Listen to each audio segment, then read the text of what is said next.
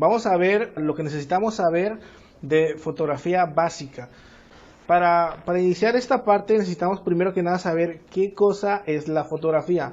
Bueno, cuando estamos hablando de fotografía, quiero que den por entendido que la fotografía es arte. Al ser arte es subjetivo y por lo cual no podemos decir que está bien, que está mal. No, eso está súper mal, señores. No podemos decir esta fotografía está bien, esta fotografía está mal. No se puede, señores. Esto para que den por entendido cuando yo menciono que es una exposición correcta, hago así casi siempre, porque no existe lo correcto en fotografía, no existe lo correcto. Eso es lo primerito que tenemos que saber. Espero lo tengan muy presente, ¿no? Lo primero que tendríamos que saber para el uso de la cámara es saber qué cosa es la exposición. La exposición no es más que la forma en que nosotros podemos definir una fotografía si tiene la suficiente iluminación para considerarse correcta o si tiene poca luz o si tiene mucha luz. Básicamente la exposición se basa en la cantidad de luz que ingresa al sensor y se ve reflejada en la imagen. Si tiene un exceso de luz, le llamamos que está sobreexpuesta, y si tiene un déficit, tiene una deficiencia de luz, le llamamos que es subexpuesta, ¿no? Entonces no confundamos con tonos, porque por ejemplo esta tonalidad oscura se podría decir que está subexpuesta, pero no, eso sería errado, porque lo que está haciendo realmente esta fotografía, esta textura está bien expuesta, pero el color es negro, ¿no? Mi piel en teoría está bien expuesto, el fondo está bien expuesto, porque esos son sus colores naturales. Hablamos de que está subexpuesta o sobreexpuesta cuando sucede lo siguiente, como lo que tenemos en esta imagen. Si ven la imagen, si las leemos del lado izquierdo al lado derecho, la imagen del lado izquierdo estaría subexpuesta, las de en medio estarían en una exposición correcta y las del lado derecho estarían en una exposición sobreexpuesta. Entonces, ¿entendemos esta parte? Quiero pensar que sí. Tenemos que tener esa parte de conocimiento básico, que cuando hablamos de una fotografía subexpuesta, estamos hablando de una fotografía que está algo oscura. Cuando tenemos una fotografía expuesta correctamente, estamos hablando que tiene una iluminación bastante definida, donde se pueden ver detalles tanto en el cielo como en el suelo, todo se ve súper bien. Entonces necesitamos saber esta parte, ¿no? Subexposición es que está un poco oscura, exposición correcta es que está todo bien, y sobreexpuesta es que tiene demasiada luz, como lo podemos apreciar en estas imágenes. Ahora, tiene algo que se llama histoconocen, se los presento, es histogramas. Entonces, en la primera yo creo que tapo la parte de muy oscura, pero arriba puse otros ejemplos. Cuando decimos que un histograma, cuando decimos que una foto está muy oscura, el histograma se va hacia la izquierda, es decir, todos los datos se cargan hacia los negros y por eso se ve así de oscura. Entonces, cuando decimos que una fotografía está subexpuesta, el histograma se va hacia la izquierda. Cuando decimos que la exposición es correcta, por lo regular se hace como una montaña y queda en el medio. Y cuando decimos que está sobreexpuesta o muy luminosa, se va hacia la derecha. Quiero dar un dato curioso, porque siempre decimos exposición correcta, porque cuando hablamos de una fotografía sobreexpuesta o subexpuesta, muchos dicen que eso es errado o que está mal. Quítense ese concepto. Por eso les mencionaba que cuando hablamos de fotografía es arte, y entonces el arte es subjetivo. Lo que vamos a ver hoy es clave baja, y la clave baja, el histograma no podría ser como el que vemos en pantalla que dice correcto, o como el que dice que es apropiado. Necesitamos que nuestro histograma quede como la que dice subexposición. De la pantallita de la parte de arriba, la que dice subexposición, así necesitamos que quede nuestro histograma. ¿Por qué? Porque necesitamos que prácticamente no hayan datos de blanco, casi todo quede hacia el lado izquierdo. Eso es algo esencial que tenemos que recordar, eso lo vamos a ver más adelante. Entonces, para que les quede claro, en el histograma lo que se ve es la interpretación de la luminosidad con respecto a la imagen. Eso es lo que nosotros estamos viendo en un histograma. Repito para que todos les quede un poquito claro. Si se va hacia la izquierda, está oscura la foto o subexpuesta. Si está en el medio, es una exposición correcta o apropiada. Y cuando se va hacia la derecha, estamos diciendo que hay mucha iluminación o que está sobreexpuesta. Esto es lo que estamos viendo cuando tenemos una imagen subexpuesta, como del lado izquierdo, con una exposición correcta, como en el medio, y sobreexpuesta, ¿va? Entonces, en este caso, la mayoría de las personas quieren hacer una fotografía como la que está en el medio, que se encuentra detalle en distintas zonas. Para esto es algo digamos, súper normal que cuando nosotros tomamos un celular, por ejemplo, y buscamos exponer alguna imagen, sea la imagen que sea, la cámara siempre va a intentar hacer una exposición correcta, ¿no? Nosotros podemos controlar la subexposición o la sobreexposición, pero por lo general siempre se va a buscar que la iluminación sea correcta, ya sea de un celular o ya sea una persona que quiera hacer algún encuadre. En general siempre buscamos una exposición correcta, a sus excepciones como la clave alta o la clave baja. En la clave alta o clave baja se busca hacer una fotografía sobreexpuesta cuando hablamos de clave alta y subexpuesta cuando hablamos de clave baja. Entonces eso de la exposición correcta no sirve, señores, no existe. Pero bueno, tenemos que enseñar lo que está escrito. ¿Ok? Pues bueno, sin más preámbulos, comenzamos. En su camarita por ahí notarán que arriba tienen una perilla. Esa perilla se llama dial. El dial tiene distintas opciones. Cuando tenemos el dial de nuestra cámara, podemos ver las clásicas, ¿no? Tienen muchas que son como accesorios que realmente no nos son tan útiles, pero la que es fundamental para nosotros como fotógrafos es el modo manual. Cuando decimos dial nos referimos a esta perillita, señores, a esta de aquí. Entonces tiene distintas opciones, no sé si la logran ver por ahí. Okay.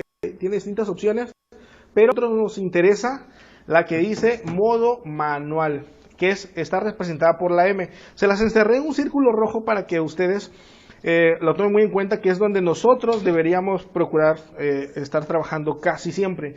Pero si se les complica, la segunda muy buena opción sería utilizarlo en modo program, que es la P, la A o el modo S. En Nikon la A se cambia, si no mal recuerdo, por TV, y la S creo que sí está como S. Entonces, pero en Canon es P, A y S. Entonces, esos son modos secundarios, son modos semi-programados que nos puede funcionar para hacer una exposición correcta, pero no tenemos el control total como en modo manual. En el modo manual tenemos el control total de todo. Al decir control total de todo, nos estamos refiriendo a que podemos controlar ISO, obturación y diafragma. El ISO lo va a encontrar súper fácil porque solamente van a ver que tiene por ahí la palabra que dice ISO. Así que, bueno, en excepción en modelos recientes, por ejemplo, de la Canon T7 y la SL3 y la SL3, si no me recuerdo, SL2 igual, ya vienen con el firmware, es decir, el software de la cámara bastante actualizado, y en esos casos ya no dice ISO, ya solamente dice 100. Pero en la mayoría de las cámaras, ya sean Nikon como la pantalla del lado izquierdo o Canon como la pantalla del lado derecho, sí dice todavía la palabrita ISO. Entonces, el ISO, ¿qué cosa es? Es la sensibilidad del sensor. Entonces, lo va a encontrar súper fácil en su pantalla porque viene distinguido por la palabra ISO. Ahora, cuando hablemos de diafragma, ahorita vamos a entrar más a detalle de todo. Pero cuando hablamos de diafragma, estamos hablando de ese numerito que ven acompañado siempre de una F, ¿va? Entonces, cuando en su cámara vean una F por ahí, estamos hablando de diafragma. Ahora bien, cuando encuentren un número, como el que está al lado izquierdo en cualquiera de las dos pantallas, ya sea Canon o Nikon, un número con fracción, estamos hablando de velocidad de obturación. Entonces, para que nosotros recordemos, velocidad de obturación lo va a encontrar como una fracción, diafragma lo va a encontrar con un número F acompañado siempre a un ladito, y el ISO lo va a acompañar por la palabra ISO, señores. Así que eso está más que papitas. Ya si no se lo graban, ya está de niños. Vamos a comenzar por el más sencillito, señores. ISO. ¿Qué cosa es el ISO? El ISO no es más que la sensibilidad del sensor. Lo que les muestro en la pantalla es el sensor de una cámara que está oculto atrás de un espejo y atrás de un obturador. Entonces, cuando nosotros desmontamos nuestra cámara, es decir, cuando nosotros, por ejemplo, yo sé que lo ven muy pequeñito, pero hacemos esto y se levanta el espejo, cuando se está levantando el espejo, eso verde que ven ahí es el sensor, ¿va? Eso verde que logran ver es el sensor, señores.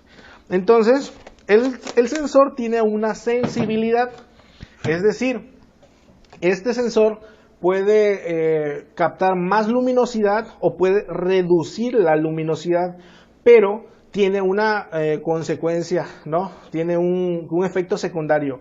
Cada parámetro, ya sea ISO, obturador o diafragma, nos ayuda a que en la imagen, haya más luminosidad o a que haya menos luminosidad. Sin embargo, todas tienen un efecto secundario por default. En el caso del ISO, el efecto secundario es que cuando nosotros subimos mucho el ISO para que haya muy buena entrada de luz, ocurre que dependiendo de la cámara que tengas, pero entre más baja sea la gama de tu cámara, vas a notar que van a encontrar como puntitos. Cuando hablamos de puntitos, estamos hablando de ruido digital. Entonces, a mayor ISO obtenemos mayor ruido o grano. Si no saben cuál es este ruido o grano, no sé si recuerdan cuando antes los celulares, porque ahorita ya son muy buenos, pero hace mucho tiempo cuando tú tomabas una fotografía de noche, en la pantalla la imagen salía toda con puros granitos. Pues bueno, eso es ruido digital. En la actualidad ya con los celulares no hay tanto problema, pero en las cámaras de gama baja sí aún sigue habiendo ese problema. Por lo general las cámaras de gama alta ya no tienen ese conflicto. En cámaras de gama media y gama baja sí hay siempre un pequeño conflicto al subir el ISO, ¿va? Entonces cuando estamos hablando de ISO hablamos de la sensibilidad del sensor. ¿Qué es el ruido digital? Para que se den una idea, es esto que están viendo en pantalla. El lado izquierdo, no sé si lo logran notar por la resolución, pero del lado izquierdo la imagen es más limpia, es más pura, no tiene esa suciedad de mancha como el lado derecho. En la imagen que vemos del lado izquierdo estamos manejando un ISO 100. Se dice que entre menor sea el ISO, mayor es la calidad de la imagen. Por eso es que logran ver que la imagen es más nítida, es más limpia. Y del lado derecho está un poco sucia, tiene mucho granito, mucho puntito. Eso es ruido digital. Entonces, el ruido digital es causado por una frecuencia. Al aumentar la sensibilidad del sensor, la frecuencia afecta al sensor y ocurre como efecto secundario este ruido. Ahora, ¿es malo? No, señores, no es malo, porque si bien buscamos hacer una fotografía tipo vintage, una fotografía antigua, podemos saber que va a ser de mucha utilidad tener un ISO alto, porque le va a dar ese toque natural de lo antiguo, ese toque natural de lo retro. Entonces, el ISO es algo que nos aporta a la imagen un efecto que bien pudiéramos utilizar para hacer algo vintage. Entonces, recordemos, un ISO bajo nos da buena cantidad de fidelidad en la imagen, nos da una imagen más limpia, más pura, y cuando hablamos de un ISO elevado nos da un efecto de ruido digital que bien podríamos utilizar para hacer una fotografía tipo vintage. ¿Ok? Entonces, básicamente el ISO funciona de la siguiente manera. Tenemos que saber, señores, esto es importante que lo sepamos, que en la fotografía, cada parámetro, ya sea de ISO, obturación o diafragma, siempre vamos a mencionar que podemos ingresar menos luz o más luz con cualquiera de los tres, y que los tres van a tener un efecto secundario. Pero la cuestión es aquí cómo se controla la luz, y la luz en la fotografía lo medimos como pasos de luz. Así como cuando estamos hablando de algo de peso, hablamos de kilogramos, o cuando hablamos de líquidos, hablamos de litros. En la fotografía, cuando estamos midiendo, por así decirlo, los fotones de luz, la cantidad de luminosidad que recepta el sensor de la imagen, para hacer la fotografía, estamos hablando de pasos de luz. Y entonces los pasos de luz en el ISO son súper fácil de aprender. Es solamente multiplicar por 2 o dividir entre 2. Cada vez que nosotros multiplicamos el ISO por 2, sea el número que sea, lo multiplicamos por 2, estamos aumentando un paso de luz. Cuando nosotros dividimos cualquier número entre 2, estamos restando un paso de luz. Entonces, hay cámaras que empiezan desde el ISO 50, aunque cámaras inician con ISO 100. Convengamos que el ISO 100 es como que el general en que todas las cámaras siempre inician. Estamos hablando de que es la base. Entonces, cuando nosotros, por ejemplo, tenemos ISO 100 y lo multiplicamos por 2, ¿cuánto nos da? ISO 200. Entonces, si tenemos ISO 100 y pasamos a ISO 200, estamos ingresando un paso de luz. Cuando de ISO 100 pasamos a ISO 200, seguimos ingresando un paso de luz. Ahora, pero si estamos en ISO, por ejemplo, si estamos en ISO 100 y nos vamos hasta ISO 400, no sé si logran ver la diapositiva, van a ver que de ISO 100 a ISO 400 hay dos pasos de luz. Está 100 a 200 es el primer paso de luz, y de 200 a 400 hay otro paso de luz, por lo cual de 100 a 400 hay dos pasos de luz. Entonces es importante que empecemos a ver a pensar cómo son los pasos de luz para que comprendamos cómo vamos a ir evolucionando el controlar la luz. Cuando nosotros tenemos ISO 100, 200 y 400, para no hacer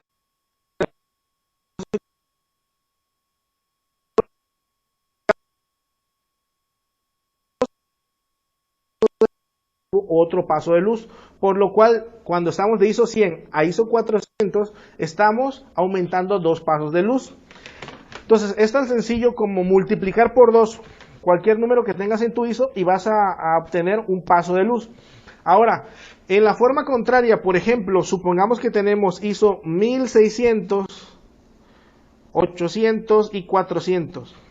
Cuando nosotros tenemos ISO 1600, 800 y 400, 1600 entre 2, 800, 800 entre 2, 400. Quiere decir que cuando estamos de ISO 1600 y pasamos hasta ISO 400, lo que estamos haciendo es restar 2 pasos de luz. Entonces así podemos ir con cualquiera de los números y sin problema vamos a poder saber si estamos aumentando o restando pasos de luz. Cuando multiplicamos por 2, aumentamos un paso de luz. Cuando restamos entre 2, estamos quitando un paso de luz. Entonces es súper sencillo. Y para comprender el aspecto del efecto, sabemos que un ISO muy bajo nos causa casi nada de ruido, nos hace que la fotografía sea muy nítida. Y cuando tenemos una alta sensibilidad de ISO, nos causa mucho ruido. Ahora, ¿cuáles son las ventajas? Un ISO demasiado alto también nos da mucha luminosidad, por eso los foquitos. Ahora, un ISO bajo nos da poca luminosidad. Es importante que comprendamos esto para que sepamos que cuando trabajamos con ISOs, por ejemplo, 50, 100, 200, estamos hablando de ISOs de muy poca luz, por lo cual tendríamos que compensar metiendo luz por diafragma o por obturación. Y cuando estamos hablando de ISOs 800, 1600, 3200, estamos hablando de sensibilidades de ISO bastante altas, las cuales nos da muy buena cantidad de luz, pero nos da bastante ruido digital que en muchas ocasiones puede llegar a ser molesto. ¿Okay? Hablemos de obturación. Cuando estamos hablando de obturación, tenemos que saber que la obturación ocurre a través de un obturador. Esto que ven en pantalla es un obturador. El obturador no son más que unas laminitas que ayudan, que funcionan como unas cortinillas que abren y cierran el paso de la luz. Entonces, detrás de esas cortinillas está el sensor, ¿va?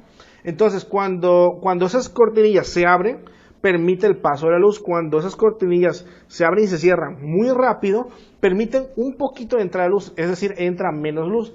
Lo que se busca con estas cortinillas es controlar la luz, pero por mediante del tiempo. Por eso es que van a ver que es por fracciones, señores. Entonces, básicamente lo que podemos hacer es esto que ven en pantalla. Del lado derecho van a ver que si básicamente la modelo hace el mismo movimiento, del lado derecho el cabello está totalmente nítido y fijo. En fotografía lo que ven del lado derecho le llamamos que está congelado, ¿va? Entonces, lo que ven ustedes del lado izquierdo, nosotros en fotografía le llamamos que está barrido. Eso es un barrido básicamente, ¿no? Del cabello, pero es un barrido. Entonces, lo que ustedes ven del lado derecho lo conseguimos con una obturación de un número de fracción bastante alto, es decir, 1 sobre 500, 1 sobre 1000. Ahorita vamos a entrar en materia de que vean los numeritos por ahí, pero básicamente es lo que ustedes están viendo en pantalla. Entonces, lo que ven del lado derecho es una imagen congelada, ¿va? Y lo que ven del lado izquierdo es una imagen con un barrido. Lo que ven del lado izquierdo es una imagen con un barrido. Ahora, un barrido depende de lo que se esté moviendo también, pero un barrido por lo general se ocasiona a partir de 1,60 hacia abajo, 1 sobre 60 hacia abajo, es decir, 1 sobre 60, 1 sobre 30, 1 sobre 15, 1 sobre 8, 1 sobre 4, un medio, y cuando hablamos de un segundo en adelante, el barrido es mucho, mucho mayor. Entonces, hablemos de obturación lenta para que lo comprendamos un poquito más. Con obturación lenta podemos hacer efectos como los que ven en pantalla. Esto que ven se llama efecto de seda. ¿Cómo se realiza este tipo de fotografías? ¿Y por qué el agua se ve con este efecto sedoso? ¿Y por qué las rocas se ven tan nítidas? ¿Cómo sucede este proceso? ¿Cómo se realiza? Sucede lo siguiente: para comenzar, cuando quieras hacer una fotografía de efecto de seda, tienes que hacer una fotografía con un trípode o un tripié, como quieras llamarle. Entonces, ¿por qué tiene que hacer en un tripié? Porque vas a hacer que tu obturador, es decir, la cortinilla, se abra por muchos segundos, o por 1 segundo o 2 segundos. Entonces, el hacer que el obturador se abra por bastante tiempo, lo que pasa es que la cámara capta toda la luz que entra al sensor. Y sucede que el agua, como está en movimiento, como está cae, la cámara capta todo ese movimiento, pero como es tanto el movimiento, se logra poner medio fantasma cada capa de agua, y se logra ese efecto sedoso. Ahora, hacer este tipo de fotografías requieren una obturación bastante lenta. Es decir, por ejemplo, una fotografía como esa probablemente se haya hecho en 10 segundos o 20 segundos para obtener ese efecto de seda súper bonito y súper limpio. Ahora, ¿por qué las rocas y por qué en ese caso la señora que logran ver ahí en ese punto, muchacha, están nítidos? ¿Por qué ellos no se ve el movimiento? Porque sencillamente, como está montada la cámara en un trípode y las rocas no se están moviendo y la señorita que está ahí no se está moviendo, por eso ellos se ven nítidos, pero todo lo que se mueva se va a ver con ese efecto de movimiento, ¿no? De barrido. Entonces, este es uno de los efectos que podemos hacer con una obturación lenta. U otro, a los que les gusta las fotografías más nocturnas, esos noctámbulos pueden hacer fotografía astronómica de este tipo, ¿no? Este tipo de fotografías se realiza igual con una obturación lenta. Aquí, para que ustedes logren ver el trazo de las estrellas, aquí estamos hablando ya de por lo menos 1 hora, ¿no? Para que logremos ver ese trazo. Sabemos que las estrellas no se mueven, eso ya lo damos por entendido. Sabemos que las estrellas no se mueven en ningún momento, pero sí sucede que como nosotros, como la Tierra está girando y tenemos una obturación, es decir, una obturación lenta, es decir, que tu obturador se abre por 1 hora, 2 horas o 3 horas, entonces al girar la Tierra se ve como si las estrellas se estuvieran moviendo, aunque nosotros somos quienes estamos girando.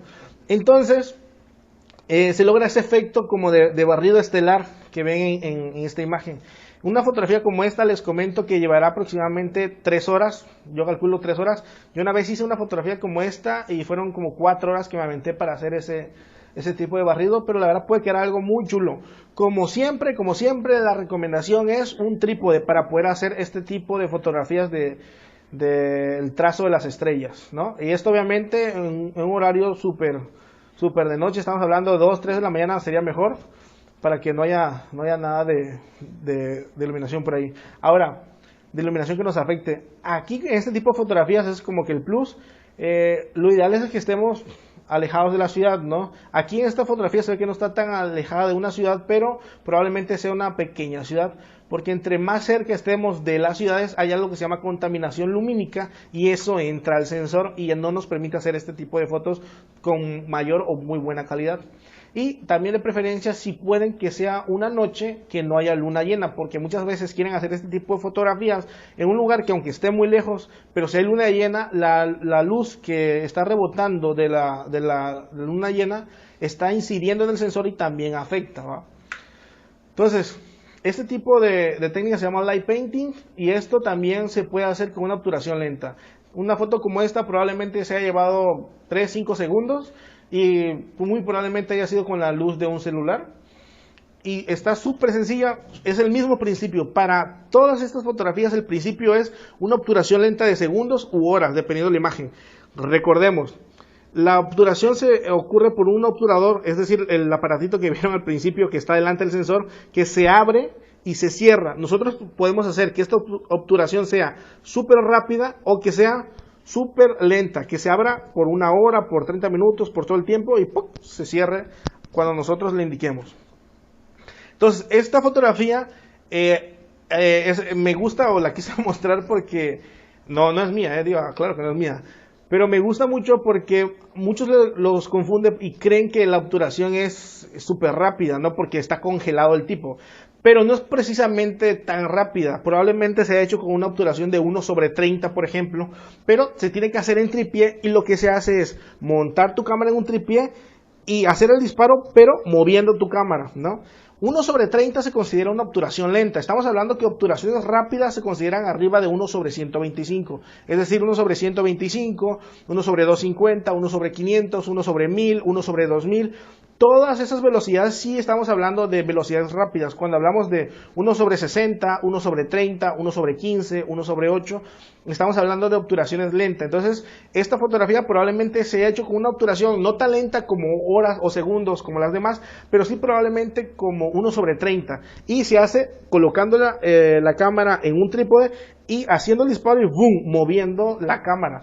¿Para qué? Para que el sujeto se vea congelado y el fondo se vea desenfocado. ¿Ok? Ahora, cuando hablamos de obturación rápida,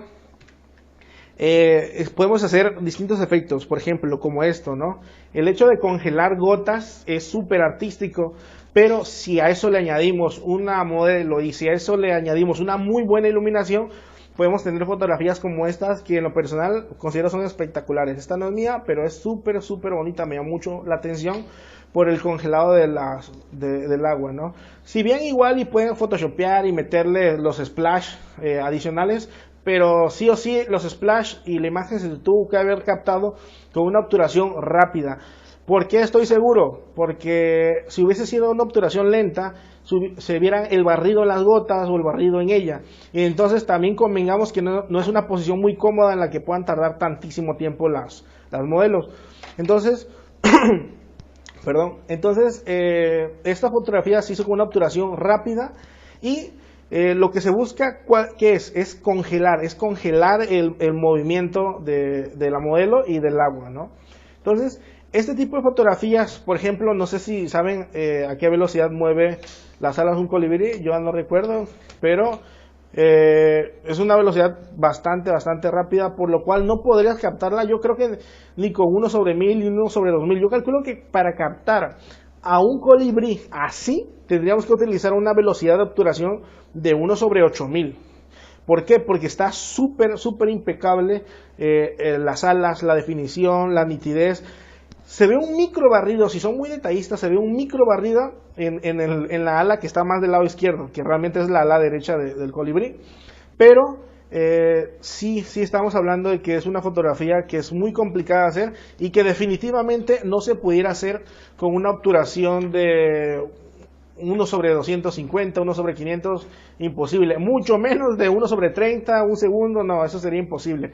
Sería una batición. Estos animales son muy veloces con sus movimientos de las alas. Entonces, muy probablemente una fotografía como esta se ha hecho en 1 sobre 8000 por la velocidad del animalito. Es igual como cuando hacen una fotografía, por ejemplo, de un chita, ¿no? Entonces, necesitamos velocidades de obturación muy rápido. Disculpen si voy un poco rápido, pero necesitamos avanzarle porque a las 8 y fraccioncita entramos en clave baja, ¿no? Entonces es importante que demos un poquito rápido. De todas maneras, ustedes van a poder repasar toda la clase, va a estar todo grabado por 2 semanas aproximadamente, va a estar todo ahí para que practiquen y para que puedan mandarnos igual las fotos que logren hacer con el taller. ¿Ok? Una fotografía como esta muy probablemente sea una obturación de 1 sobre 500 o 1 sobre 250 porque si hay un pequeño barrido por ahí, pero es muy micro. Entonces 1 sobre 500 probablemente haya sido una fotografía como esta, o 1 sobre 250 muy probablemente. Aquí más bien ya lo que ayuda a hacer el congelado son los flashes que se utilizan para hacer este tipo de fotografías. Pero convengamos que siempre se va a decir que es una obturación rápida porque se está congelando el movimiento del agua al momento de romperse el globo. Entonces, cuando hablamos, para que sepamos bien, de una obturación rápida, o escuchen que mencionemos una obturación rápida, estamos hablando de 1 sobre 500, 1 sobre 250, incluso 1 sobre 125 aún se considera algo rápida. Pero cuando hablamos de 1 sobre 60 para abajo, es decir, 1 sobre 60, 1 sobre 30, estamos hablando de una obturación lenta. Pues esto es lo que sucede, señores. Como ven a la bicicletista. Ok, pues bueno, si nosotros, por ejemplo, utilizamos una velocidad, como dice la imagen, de 8 segundos, 4 segundos, 2 segundos o 1 segundo, tendríamos una imagen como la bicicletista del lado izquierdo, toda barrida, no sería nítida, si bien pudiera ser algo artístico, porque recordemos que la fotografía es subjetiva, pero en teoría pues no se ve definida y no es correcto, ¿no? Entonces, si utilizamos una velocidad de obturación en la cámara de 8 segundos, 4 segundos, 2 segundos, 1 segundo, y queremos captar a una bicicletista que anda ahí, una ciclista, perdón, bicicletista y el otro, no digo de Tiapa porque no hace que no es Tiapa, pero si la ciclista está manejando la bicicleta y va a una velocidad alta y la queremos captar a 8 segundos de obturación o 4 segundos de obturación, no se va a poder, señores, o sea, es demasiado tiempo, ¿no? Entonces, cuando nosotros vamos aumentando la velocidad de obturación, aumentarla nos referimos que la hacemos más fraccionada, es decir, que vamos haciendo más rápida la velocidad en que el obturador abre y cierra su cortinilla. Cuando nosotros decimos que el obturador está abierto, por ejemplo, a 2 segundos, nos referimos a lo siguiente. Este es el obturador, nosotros apretamos y el obturador hace esto. Se abre, 1, 2, se cierra. Si nosotros pusiéramos el obturador a 4 segundos, el obturador haría lo siguiente. Se abre, 1, 2, 3, 4, se cierra. Entonces, cuando nosotros hablamos de que el obturador está a un medio, por ejemplo, un medio, es un medio segundo, haría esto. O por ejemplo, un cuarto. O un octavo. Y ya me va a ver como una cigarra. Entonces, cuando estamos hablando de una obturación de 1 sobre 250, la velocidad es súper rápida. 1 sobre 500 o 1000, ni se diga. Entonces, nos permite el tener una obturación rápida y lograr congelar a los sujetos, congelar las imágenes sin que nos salga lo barridito de los costados, ¿no? Entonces, para utilizar una obturación baja necesitamos un trípode de preferencia, y para utilizar una obturación rápida no necesitamos trípode porque la obturación nos permite que salga enfocada aunque nos tiemble la mano incluso, ¿no? Entonces, para recordar, una obturación de segundos, estamos hablando que es una obturación lenta. Una obturación 1 sobre 30, 1 sobre 60 todavía se considera lenta. Cuando hablamos de 1 sobre 125, 1 sobre 250, 1 sobre 500, 1 sobre 1000, a partir de 1 sobre 125 en adelante estamos hablando de una obturación rápida y nos va a ayudar a congelar, ¿no? Entonces, ahora, el obturador también, señores, se puede medir por pasos de luz. Y es de la siguiente manera, es súper fácil de entender si recordamos, yo les comento por ahí siempre el ejemplo de pastel que todos vimos en la primaria. Quiero pensar, bueno, o sea, algunos me han comentado que lo vieron con pizza, a lo mejor ya son más millennials, pero los viejillennials, no sé cómo decirlo, nosotros todavía lo vimos con un pastel, y es así de sencillo. Si nosotros tenemos un pastel, parece un huevo, pero un pastel, si nosotros tenemos un pastel, a este pastel, a don pastel le vamos a llamar un segundo. Este es un segundo. Si nosotros colocamos un medio, ¿cuánto es? Ya es, se fue patear para abajo. Un medio es así, ya sería medio pastel. Ahora, cuando nosotros colocamos en el obturador un medio, ya no es un segundo entero, ahora es medio segundo. Cuando nosotros colocamos un cuarto, hacemos esto. Son fracciones, señores. Entonces, lo que estamos haciendo es dividir el segundo en 4 partes. Es decir, cuando era un segundo, hacía esto. Un segundo se abría. Cuando colocamos un medio, hacía esto. Cuando colocamos un cuarto, es. Cuando colocamos un octavo. Y así sucesivamente, cada vez va siendo más rápido. Entonces, un entero, un medio, un cuarto, un octavo, un 16, y así te puedes ir.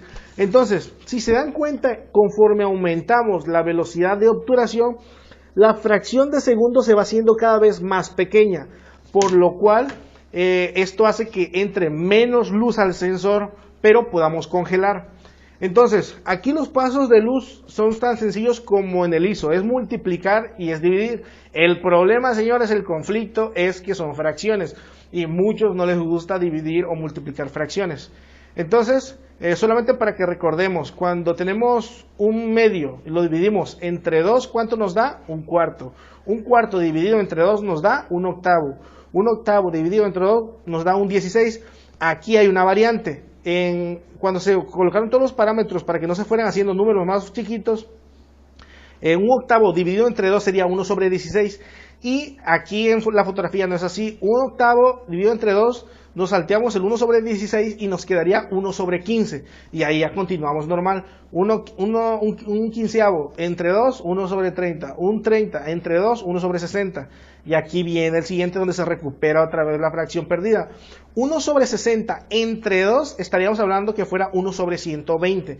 Pero para que precisamente no se hagan números un despapalle otra vez, se reajusta y se vuelve a recuperar el valor.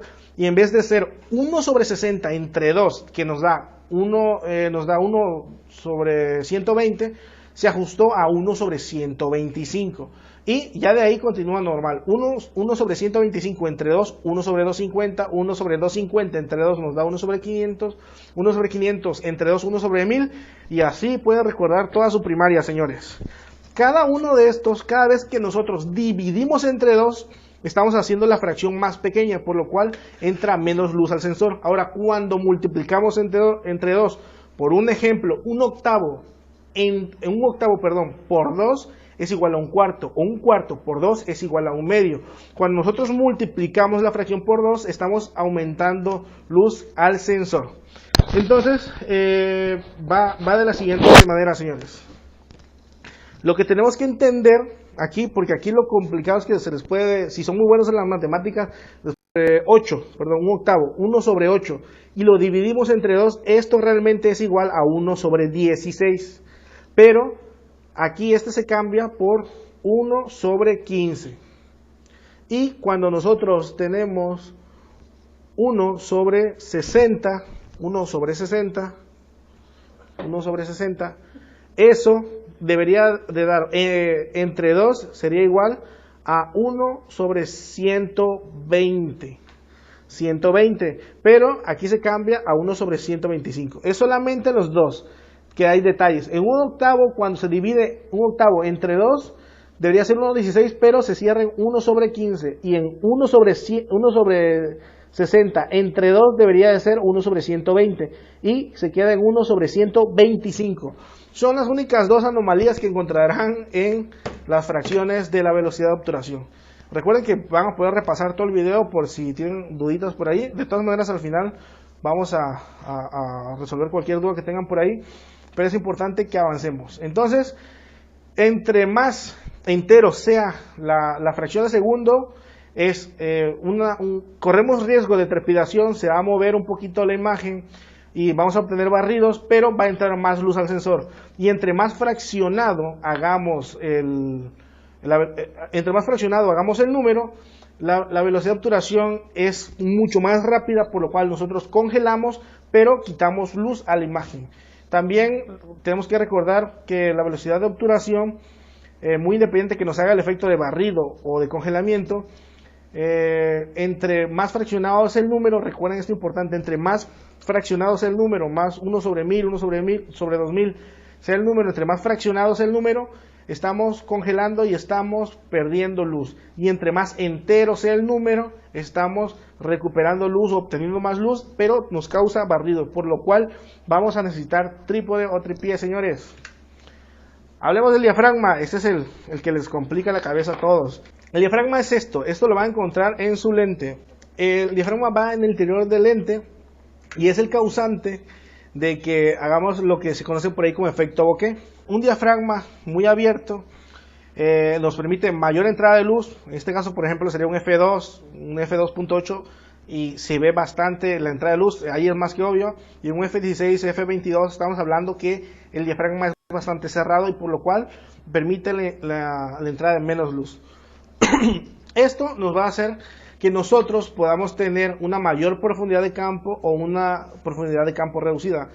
¿Qué es la profundidad de campo? Es esto, señores. Ese espacio que ustedes ven en azul es la profundidad de campo. Cuando nosotros utilizamos un número F muy alto, ¿qué sucede? La profundidad de campo se amplía y por lo cual se ve todo nítido, como lo que sucede en el lado izquierdo. Por un decir, el sujeto que tiene F16, es decir, el número 1 de la izquierda hacia la derecha, el que tiene la franja azul más grande, nos daría una imagen como la del lado izquierdo, como esta que están viendo del joven. Y el sujeto que tiene un F3.5 Es decir, el que tiene la profundidad de campo más pequeña, la barra azul que ustedes ven más pequeña por ahí, nos daría una imagen como la del lado derecho de este sujeto. Ese efecto bokeh se da a causa de una reducción de la profundidad de campo. Entonces, es importante que sepamos esto. Entre más pequeño sea el número F, mayor bokeh, es decir, mayor desenfoque en el fondo o lo que tenemos en la parte frontal de nuestro lente. Y entre mayor sea el número de F, estamos hablando que la profundidad de campo es bastante amplia y todo se encuentra nítido, ¿va? Ok, esta imagen estamos hablando que sería con un diafragma bastante abierto, y por eso se ve, el final de los lápices se ve bastante desenfocado, ¿no? Cuando nosotros tenemos una imagen que solamente se ve una sección enfocada es porque muy probablemente haya sido tomada con un diafragma bastante bajo u otras cosas que también pueden causar que la profundidad de campo se reduzca.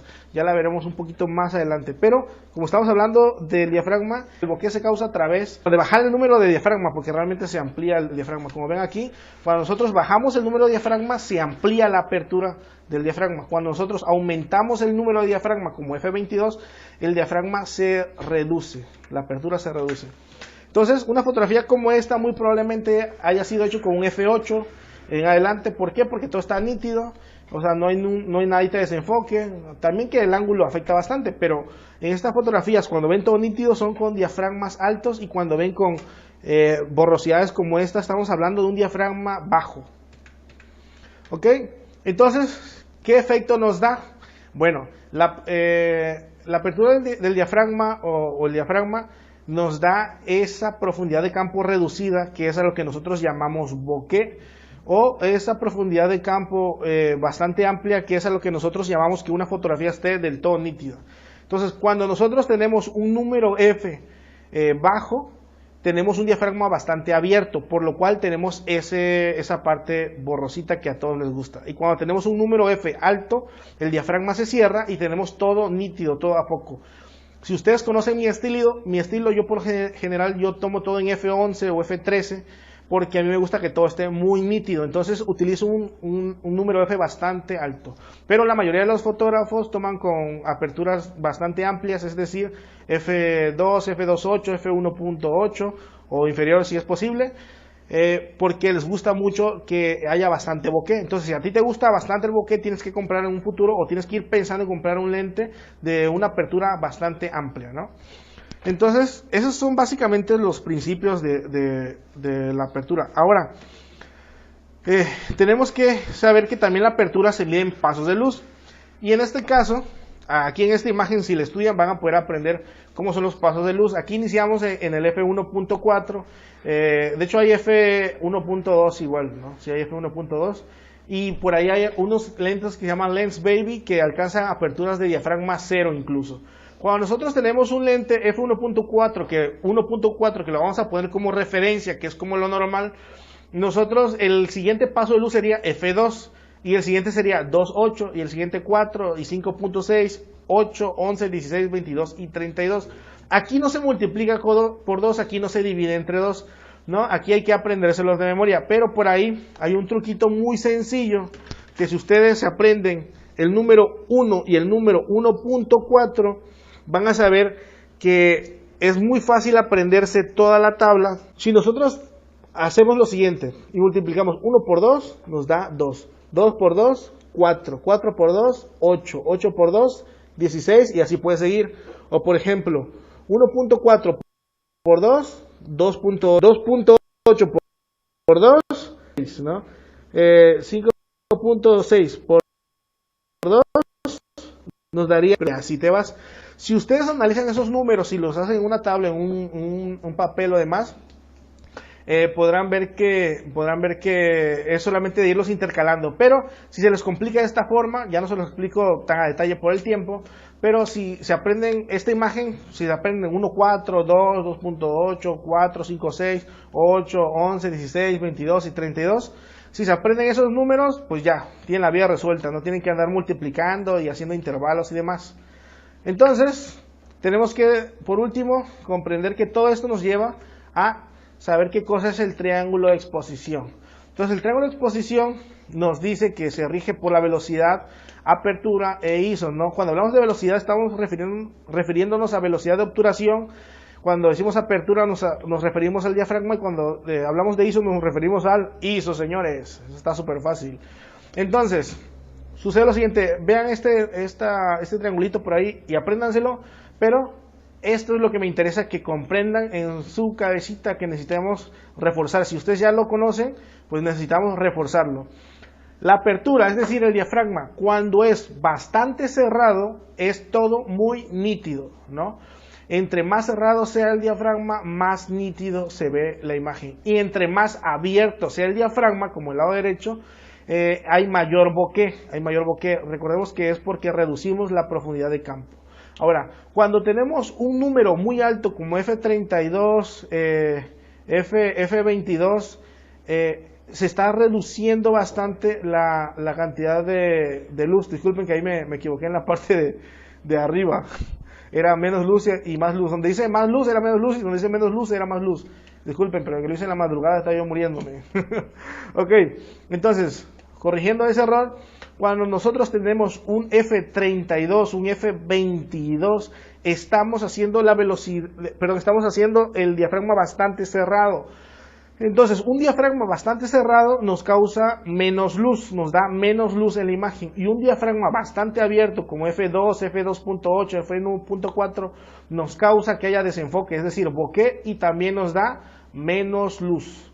Ahora, una velocidad, hablando de velocidad de obturación, una obturación bastante rápida, es decir, 1 sobre 500, 1 sobre 1000, nos ayuda a congelar, pero también nos da menos luz al sensor. Y cuando estamos hablando de 1 sobre cuarto, un medio, un octavo, velocidad de obturación baja, incluso 1 segundo, 2 segundos, 5 segundos, 1 hora. Cuando hablamos de velocidades de obturación baja, nos va a dar trepidación, o sea, movimiento y barrido, si lo quieren ver así, pero nos da mayor luminosidad, nos da mayor luz. Entonces necesitamos en algunas ocasiones bajar la velocidad de obturación. Como recomendación, siempre sepan hasta dónde te da tu pulso, porque muchas veces tú puedes ver una fotografía muy bien en cámara, pero cuando la ves en tu computadora te das cuenta que te salió borrosa, y muchas veces no es por el enfoque, es por la trepidación de tu mano. Por ejemplo, a mí me tiembla mucho la mano, entonces yo utilizo por lo general obturaciones de 1 sobre 250 para que la fotografía me salga bastante nítida, siempre sí o sí. Pero cuando necesito utilizar obturaciones lentas como un cuarto, un medio o demás, en ese tipo de velocidades lo que hacemos es utilizar un tripié.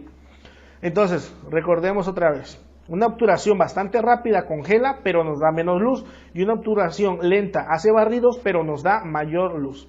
Y en ISO es súper fácil.